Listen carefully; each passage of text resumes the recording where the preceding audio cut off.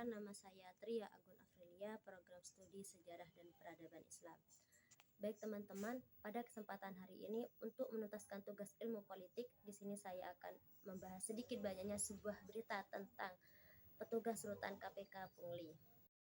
Dalam kasus ini, Majelis Hakim Pengadilan Tindak Pidana Korupsi atau bisa disebut juga dengan Tipikor pada Pengadilan Negeri Jakarta Pusat menilai kasus korupsi berupa pungutan liar atau pungli di lingkungan rumah tahanan Komisi Pemberantas Korupsi yakni rutan KPK ibarat pepatah, pagar memakan tanaman. Perbuatan para terdakwa yang melakukan pemerasan terhadap tahanan korupsi di rutan itu dianggap oleh majelis sebagai pemberantas korupsi melalui tindakan korupsi. Dalam kasus dugaan pungli atau pemerasan kepada tahanan di rutan cabang KPK, ke-15 terdakwa tersebut diduga melakukan pungli senilai 6,38 miliar pada rentang waktu 2019 sampai 2023. Pungli dilakukan para terdakwa di 3 rutan cabang KPK, yakni rutan KPK di Pondam Jaya Guntur, rutan KPK di Gedung C1, dan rutan KPK di Gedung Merah Putih atau K4. Dari setiap rutan cabang KPK, pungli yang dikumpulkan mencapai 80 juta setiap bulannya. Perbuatan para terdakwa dilakukan dengan tujuan memperkaya 15 orang terdakwa tersebut. Hal tersebut menjadi salah satu keadaan yang memberatkan dalam pertimbangan majelis dalam memutuskan vonis terhadap 15 terdakwa perkara ini. Perbuatan terdakwa sebagai insan KPK yang seperti pepatah pagar memakan tanaman, memberantas korupsi dengan cara korupsi, mencederai proses penegakan hukum yang sedang berjalan. Majelis menganggap perbuatan para terdakwa tidak mendukung program pemerintahan yang sedang kejar-kejaran melakukan pemberantasan korupsi.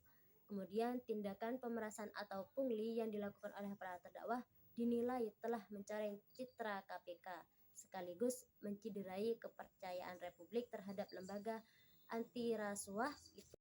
Secara keseluruhan, kasus pungli di KPK adalah suatu ironi dan sebuah ujian bagi integrasi lembaga ini. Meskipun hanya melibatkan oknum, namun dampaknya sangat besar bagi citra KPK dan bagi gerakan pemberantas korupsi di Indonesia.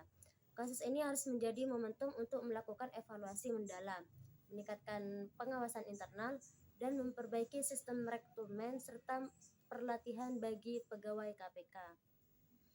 Di sisi lain, hal ini juga mengingatkan kita bahwa pemberantas korupsi memerlukan komitmen yang tidak hanya berasal dari lembaga negara, tetapi juga dari seluruh elemen masyarakat yang mendukung.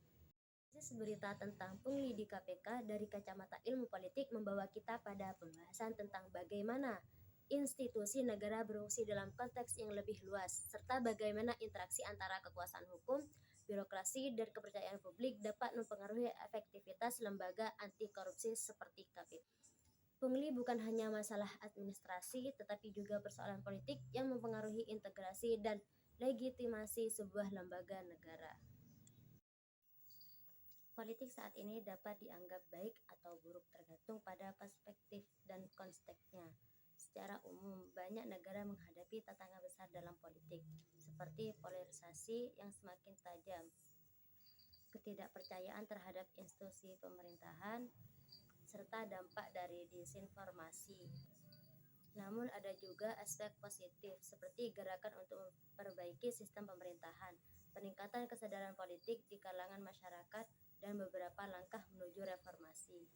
Sementara di tempat lain, konflik politik atau ketidakpastian mungkin terjadi, yang bisa berdampak negatif pada kestabilan sosial dan ekonomi.